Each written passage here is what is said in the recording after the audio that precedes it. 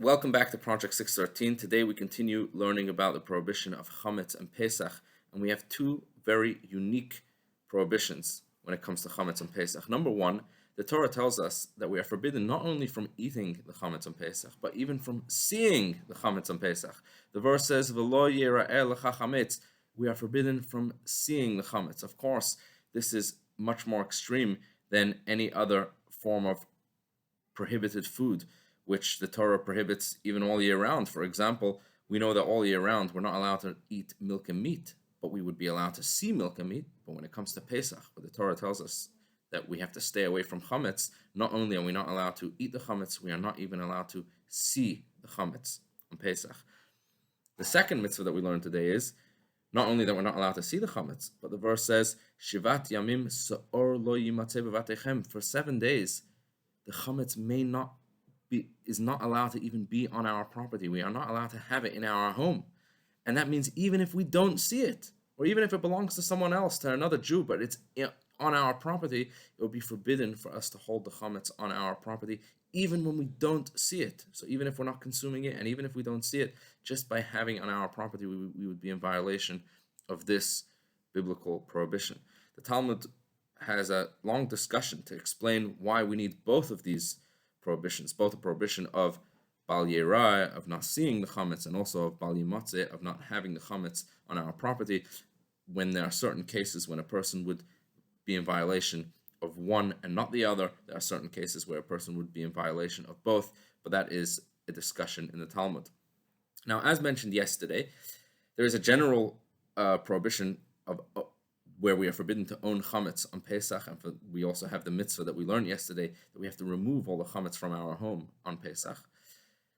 And today I want to talk about a common way of avoiding the violation of all of these prohibitions, which are all related to each other, and that is what has become common in the last few hundred years, the custom known as mechirat chametz, the sale of the chametz. And what this basically means is that before Pesach, if we sell our chametz in a legal transaction to someone who is not from the Jewish faith, then we are not in violation of any of these prohibitions of not seeing the chametz, of not owning the chametz, of not having the chametz in our homes, because as soon as the chametz belongs to someone who isn't Jewish, then we are not in violation of having the chametz in our home, as long as we make sure not to come in contact with the chametz, and of course not to eat it on Pesach. We would not be allowed to eat it. But once it doesn't belong to us, and once it doesn't belong to another Jew, it can remain in our home on Pesach. It has to be locked away to make sure that we don't come in contact with it. But that is known as mechirat chametz, where we sell the chametz to a non-Jew before Pesach, and then we buy it back after Pesach, and we can once again consume the chametz.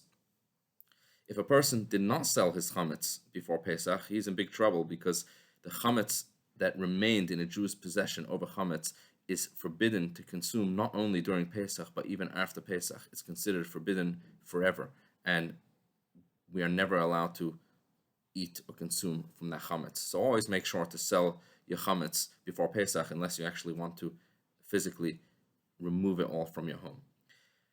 The next mitzvah that we are going to learn today is a famous biblical mitzvah, the commandment that we have to eat matzah on the eve of Pesach at Seder night. As the verse says, Ba'erev tochlu matzot, in the evening of Pesach, which is the 15th of Nisan, we should eat a portion of matzah. In Israel, this is on the first night of Pesach. In the diaspora, this is on the first 2 nights of Pesach, the first 2 nights of Yontif, during the Seder, where it is an obligation, a biblical obligation, to eat a portion of matzah. During the rest of Pesach, although we are not allowed to consume chametz, nevertheless, there is no obligation to specifically eat matzah. If a person wants to, he can eat matzah the rest of Pesach, but if he doesn't want to, there is no obligation to. The only obligation where a person is obligated to eat matzah is on the first night, or in the diaspora, on the first 2 nights of Pesach. Have a wonderful, wonderful day.